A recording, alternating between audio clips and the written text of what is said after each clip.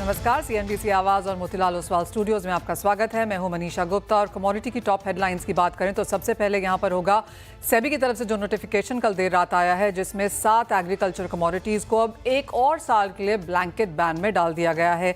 इसके क्या इंपैक्ट रह सकते हैं प्राइसेस पे, इस पे करेंगे चर्चा। साथ ही बात करेंगे कच्चे तेल की, जहां पर 3 हफ्ते के हाइज पर अब कारोबार है। वेनेजुएला ऑयल पे सैंक्शंस या जो 25% के टैरिफ लगने की बात है, उसका क्या इंपैक्ट ओवरऑल ट्रेड पे पड़ सकता है, इस पर करेंगे बात। साथ ही सॉवरेन गोल्ड बॉन्ड के प्रीमेच्योर रिडेम्पशंस का मौका अब अप्रैल के महीने में फिर से खुलने लगा है। 3 ट्रांचेज यहां पर 5 साल के रिडेम्पशन के लिए रेडी हैं। उसके क्या मायने हैं, इस पर भी करेंगे बात। हमारे साथ जुड़ रहे हैं बीएन वैद्य एंड एसोसिएट्स के प्रोप्राइटर भार्गव वैद्या, एनर्जी एक्सपर्ट नरेंद्र तनेजा, साथ ही प्रो इंटेलिजेंट सर्विसेज के फाउंडर दिनेश सोमानी और मोतीलाल ओसवाल के डायरेक्टर किशोर नारने भी होंगे हमारे साथ। और सबसे पहले यहाँ पर बात कर लेते हैं, जिस तरह से सेबी का नोटिफिकेशन कल देर रात यहाँ पर आया है। पहले हमने 1 साल, फिर 1 साल, फिर 1 महीना, फिर 2 महीना और अब 1 साल के लिए इसे फिर से ब्लैंकेट बैन के तौर पर डाल दिया गया है। काफ़ी सारी रिप्रेजेंटेशंस हमने ट्रेड की तरफ से, एक्सचेंजेस, पार्टिसिपेंट्स, एसोसिएशंस की तरफ से यहाँ पर जाते हुए देखी हैं, लेकिन क्लियरली सरकार अभी भी इससे बहुत ज़्यादा टेकन इन नहीं है, कन्विंस नहीं है, और इसीलिए हमने ये बात होते हुए देखी है। कल सुबह के शो में ही हमने आपको बताया था कि सोर्सेज के थ्रू ये बात आ रही थी, इंटर कमेटी मीटिंग की तरफ से ये तैयार हो चुका था और कल शाम को ही यहाँ पर ये नोटिफिकेशन भी आता हुआ नजर आया। दिनेश जी, क्लियरली बाजार अब काफ़ी समय से इसका इंतजार कर रहा है। एक और साल कितनी बड़ी डिसअपॉइंटमेंट है? बिल्कुल, बहुत बड़ी डिसअपॉइंटमेंट में। मैंने आपसे, शायद आप बजट में आपने मुझसे पूछा था कि आपकी बजट से क्या अपेक्षा है। हमने कहा था 2 साल से नहीं, 3 साल से एक ही अपेक्षा है कि शायद जो 7 कमोडिटीज बैन है वो दोबारा शुरू हो जाए। मुझे लगता है दिसंबर 2021 से जो बैन चल रहा है ये निरंतर बढ़कर आ रहा है और इस साल में ये 1 महीने के लिए एक्सटेंड हुआ, फिर 2 महीने के लिए एक्सटेंड हुआ और ये साल भर के लिए एक्सटेंड हो गया है। तो अब जो आशाएं थी कि शायद ये बैन खुल सकता है, वो आशाएं बिल्कुल परास्त हो गई है और मुझे नहीं लगता है कि अभी आने वाले समय में भी आने की कोई संभावना है, क्योंकि चना अगर हम देखते हैं तो एमएसपी के नीचे है। हम पल्सेस से कोई भी आइटम देख लीजिए आप, मैक्सिमम एमएसपी के नीचे है। सरसों भी रीजनेबल रेट पर है, सोयाबीन तो बहुत ज्यादा एमएसपी के नीचे है और एडिबल ऑयल सेक्टर के लिए कोई ऐसा टूल नहीं है जहां पर वो अपनी पोजीशन हेज कर सके या एक बेंचमार्क के तौर पर किसी को भाव को देख सके। तो मुझे लगता है थोड़ा सा दुखद है ये जो एक्सटेंशन हुआ है, बट खैर गवर्नमेंट ने कुछ अगर किया होगा तो सोच समझ कर ही किया होगा। शायद महंगाई का उनपे अभी भी डर है, इन्फ्लेशन कंट्रोल में होने के बावजूद उन्हें लग रहा है कि शायद ये कुछ समय के लिए बैन रखे और महंगाई कंट्रोल करने का यही एकमात्र टूल उन्हें नजर आ रहा है। किशोर, क्लियरली जब से ये बैन लगता हुआ नजर आया है, हमने देखा है कि एक्सचेंज में यहाँ पर वॉल्यूम्स कम हुई हैं, पार्टिसिपेशन कमज़ोर है, लोगों के कॉन्फिडेंस को भी हमने बहुत शेकआउट होते हुए देखा है यहाँ पर। जैसे दिनेश जी ने कहा, इन्फ्लेशन कंसर्न्स एक चीज़ है यहाँ पर। आपको क्या लगता है ओवरऑल इम्पैक्ट इसका कमोडिटी डेरिवेटिव मार्केट पे, और आपको क्या लगता है क्या रीजंस रहे होंगे इसके लिए? Good morning Manisha. I think overall commodity derivative market अभी जो फिलहाल के लिए जो चल रहा है, which is mostly based on non agricultural commodities, specially energy which is leading the pack, and खास करके बिकॉज नॉन डिलीवरेबल है और नॉन प्राइस डिस्कवरी। इंडिया का कुछ खास इसमें रोल नहीं है जहाँ पे प्राइस डिस्कवरी है। आई थिंक हम as a government, as a policy body और एवरीथिंग, कि वी आर नॉट, मतलब मैं ये बोल सकता हूँ एटलीस्ट कि हम वो रिस्क लेने के लिए तैयार नहीं है कि मार्केट किस दिशा में चल सकता है। तो थोड़ा आई थिंक उसके लिए एक ब्रॉड पॉलिसी बनना बाकी है। मैं शायद I think rather than regulator, actually government की तरफ से, फेडरल गवर्नमेंट की तरफ से स्पेशली आपको ब्रॉड एग्रीकल्चरल पॉलिसी जो है कि कैसे ओवरऑल एग्रीकल्चरल पॉलिसी का प्राइस रिस्क मैनेजमेंट होना चाहिए, ओवरऑल इस मार्केट को कैसे डेवलप करना चाहिए, उसमें जो वायदा बाजार का क्या रोल होगा, एंड उस जो रोल के अंतर्गत जो उसका कायदा कानून और जो वो बना के उसको अगर चलाए हैं, तो एक ब्रॉड पॉलिसी अगर इन प्लेस रहे तो इसको बेटर कॉन्फिडेंस के साथ रेगुलेटर्स भी चला सकते हैं कि यहाँ पे अभी फिलहाल के लिए जो अनसर्टेनिटी या फ्यूचर को लेकर जो डर है, उसके वजह से इसको शायद एक्सटेंड किया गया होगा। And in the absence of actually broader policy, ये बहुत डिफिकल्ट भी हो जाता है कि इसको कैसे चलाए हैं और क्या कायदा कानून होना चाहिए, इसको कैसे रेगुलेट करें। तो I think that is the missing piece of the entire puzzle. और ये बहुत टाइम से, अब मनीषा आप और मैं भी इसको ऑलमोस्ट 15-20 साल से इसको कहते हुए आ रहे हैं कि ये आई थिंक सेंट्रल गवर्नमेंट का ब्रॉड पॉलिसी यहाँ पे होना बहुत जरूरी है। वेल एब्सोल्युटली, जी हाँ, जैसे आपने कहा किशोर, आई थिंक 2003 से जब ये यहाँ पर शुरू हुआ था तभी से हम ये बात कर रहे हैं कि एक पॉलिसी चाहिए। तभी से हमने देखा था काफ़ी सारी कमोडिटीज सस्पेंडेड, ब्रॉड बैक, और काफ़ी हद तक एक जो एग्रीकल्चर कमोडिटी का जो सेगमेंट है, एक जो ये सेक्टर है, दिनेश जी आप कहेंगे काफ़ी हिला हुआ है। ना लोग आना चाहते हैं इसमें, ना ट्रेड करना चाहते हैं। एक जैसे किशोर कह रहे हैं, एक ब्रॉडर पॉलिसी जब तक यहाँ पर नहीं बनेगी तब तक बहुत मुश्किल है यहाँ पर काम करना। बिल्कुल सही है मनीषा जी। मतलब अगर आप इक्विटी मार्केट देखते हो तो वहां पे 5500-5600 मेरे हिसाब से 6000 स्क्रिप्ट है जहां पर आप वॉल्यूम कर सकते हो, ट्रेड कर सकते हो। और यहाँ अगर आप देखो तो बस स्पाइसेस है और ग्वार गम सीड और कैस्टर, मतलब एक गिनी चुनी कमोडिटीज है जहां पर ट्रेड होता है। तो पार्टिसिपेशन बिल्कुल कम ही है। और मुझे लगता है कि अनलेस एंड अनटिल कोई नई कमोडिटीज उसमें आती है, जो अगर आप सीबोर्ड देख लो, इंटरनेशनल कोई भी मार्केट देख लो, वहां पर कॉटन के अच्छे ट्रेड होते हैं, ऑयल सीड सेक्टर में काफी अच्छा ट्रेड होता है, व्हीट में ट्रेड होता है, वहां पर बार्ली में ट्रेड होता है, जो हमारे यहाँ सब मिसिंग फैक्टर्स है। और मुझे लगता है कि अगर यूं ही रहा तो यहाँ पर वॉल्यूम धीरे धीरे खत्म हो जाएंगे, डिलीवरी बेस्ड काम खत्म हो जाएगा। और जितना भी एम्प्लॉयमेंट इस सेक्टर से जुड़ा है, मुझे लगता है एनसीडीएक्स की ऑलरेडी काफी मेंबरशिप सरेंडर हो चुकी है। और अब इस कदम से मुझे लगता है आने वाले समय में और भी ज्यादा सरेंडर होने की संभावना है। तो एम्प्लॉयमेंट में भी कुछ ना कुछ हद तक इससे जरूर प्रभाव पड़ेगा। किशोर, एक फाइनल सवाल इस सब्जेक्ट पे, और ऐसा नहीं है कि वर्ल्ड ओवर हम डेरिवेटिव्स को बहुत स्ट्रांग होता हुआ देखते नहीं हैं, क्योंकि काफ़ी हद तक इंडियन मार्केट्स यहाँ पर Dalian exchange, CBOT, CME, Chinese markets, even European markets for some of these commodities जैसे कोको, ककाओ, कोको, कॉफ़ी वगैरह के लिए, इंडियन मार्केट्स में क्या वहाँ से कोई लर्निंग आ सकती है?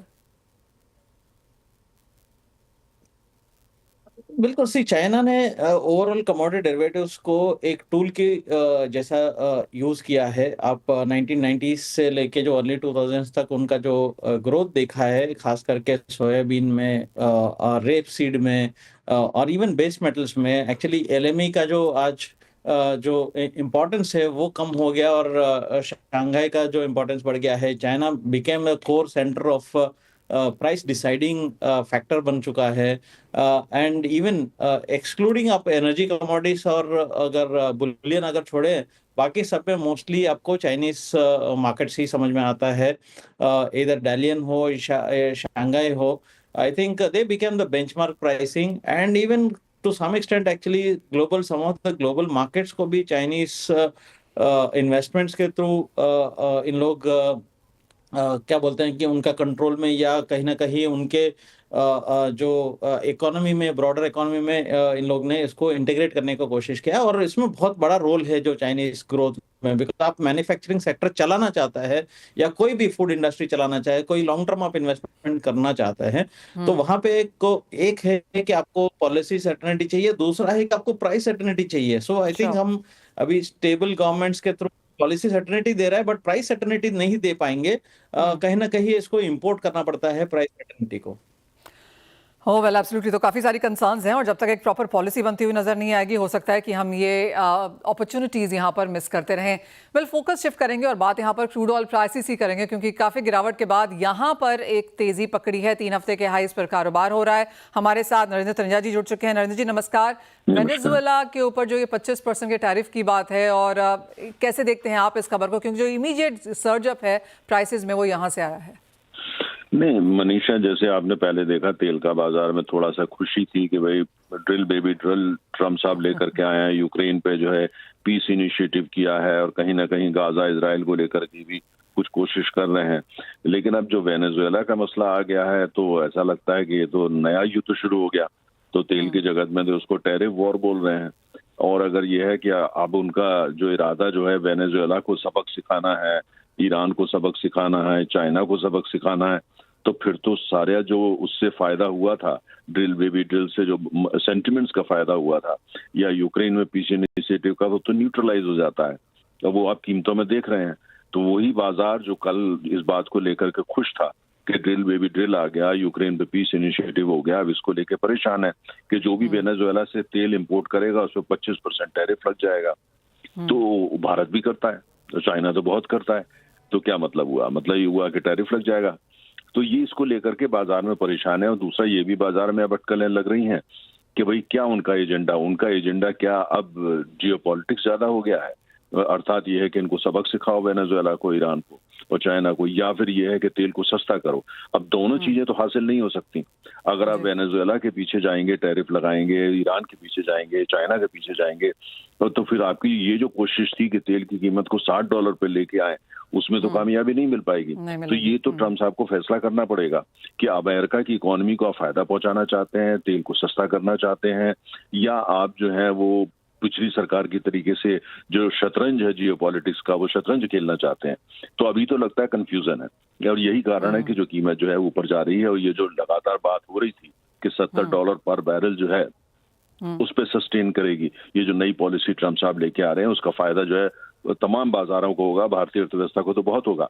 लेकिन अब ये जो नया कदम है वेनेजुएला को लेकर टैरिफ का, अब इसके बारे में तो उनको फैसला करना पड़ेगा। दोनों चीजें एक साथ तो नहीं चल सकती, दोनों होंगी तो फिर कीमतें ऊपर जाएंगी, क्योंकि बाजार इसको लेकर के बहुत जो है अनकंफर्टेबल हो जाता है, जो हमने देखा है पिछले 2 दिन से हो रहा है।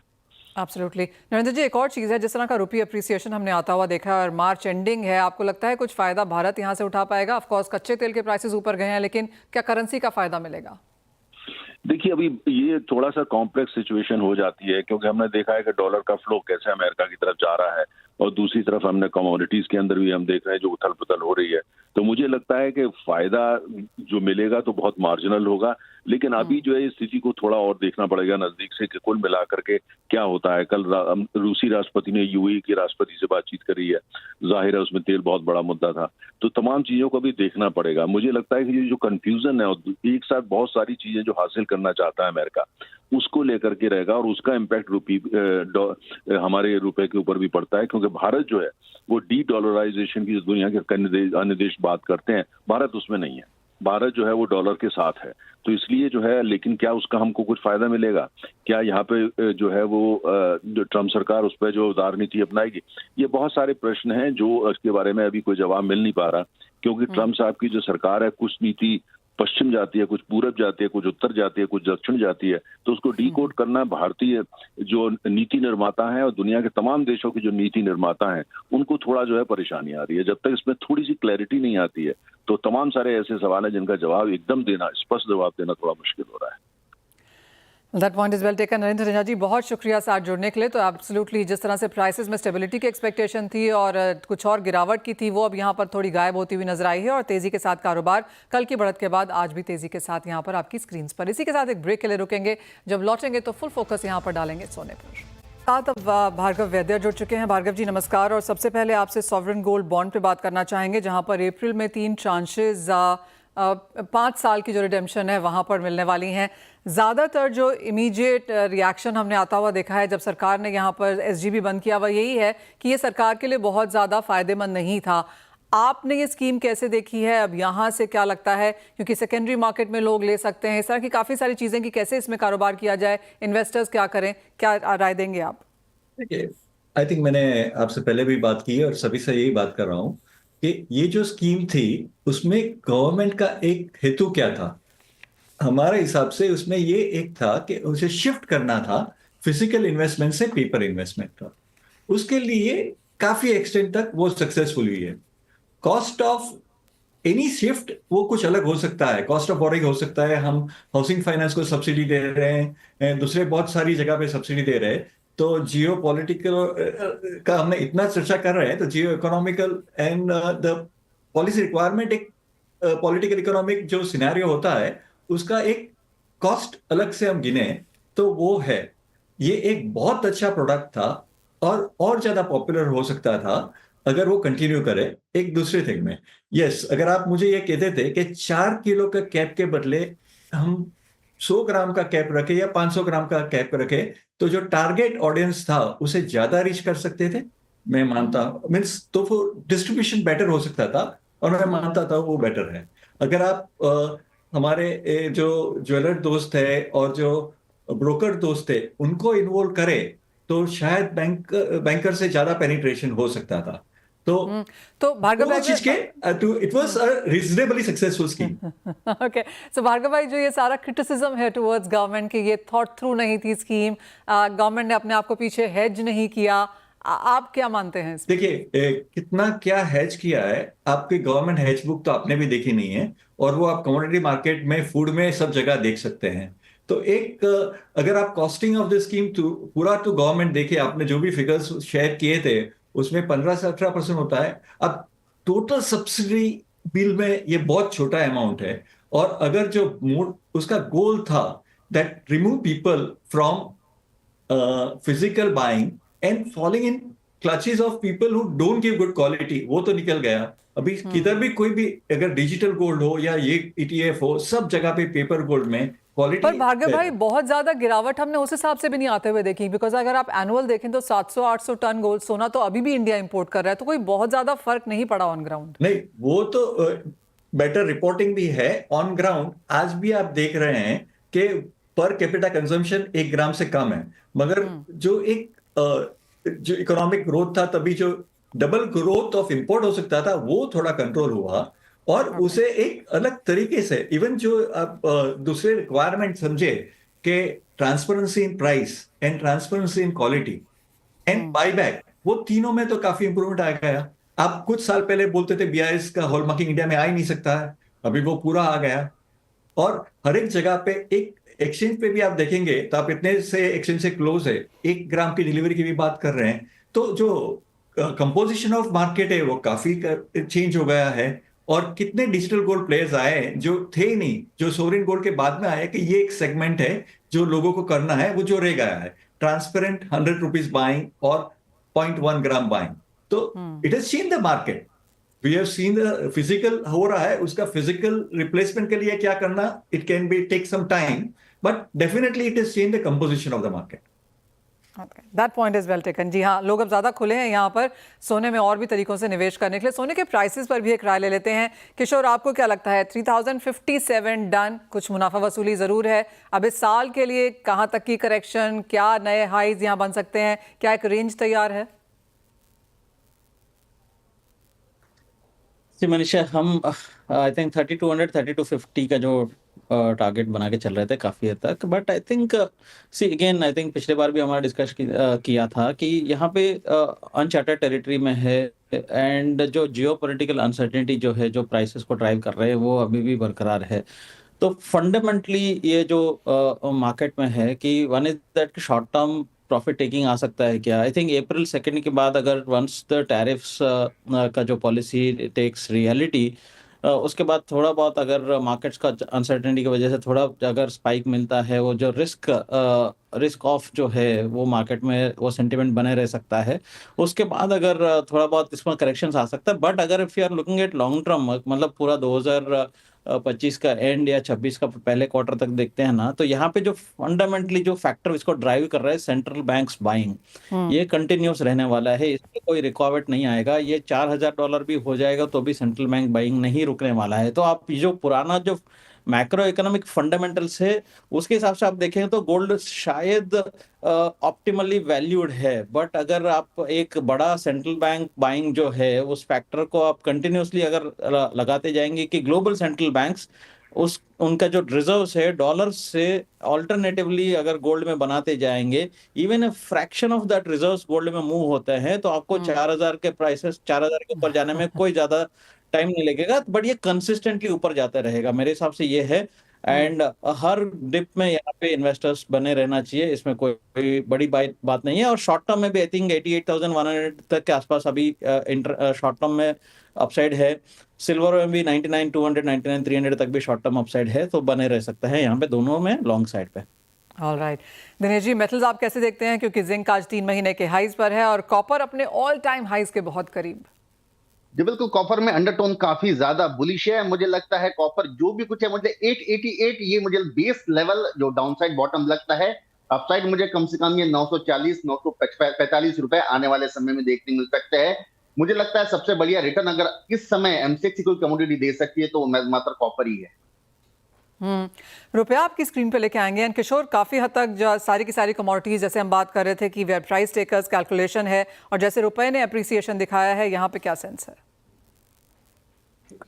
I think again short term में आई थिंक रुपी थोड़ा बहुत वीक हो सकता है। आई थिंक 85 82 के आसपास तक मैं शॉर्ट टर्म में थोड़ा सा डिप्रिसिएशन एक्सपेक्ट कर रहा हूँ, बट ओवरऑल हम जो वर्स्ट फेज क्रॉस कर चुके हैं, एंड अगर if you are looking at next 1 quarter we should be around 84-80, so maybe Okay. 1 रुपए के आसपास का अप्रिसिएशन मैं देख रहा हूँ 1 क्वार्टर के अंदर। ऑल राइट, कुछ और एप्रिसिएटिंग रुपये यहाँ पर आगे देखने को मिल सकता है। वेल, बहुत शुक्रिया आप दोनों का ही, दिनेश जी एंड किशोर, साथ जुड़ने के लिए, तमाम स्ट्रैटेजीज शेयर करने के लिए और उस बहुत बेहतरीन कॉन्वर्सेशन के लिए भी। वेल, इसी के साथ एक ब्रेक का समय है, लौटेंगे तो बात करेंगे इक्विटीज़ की।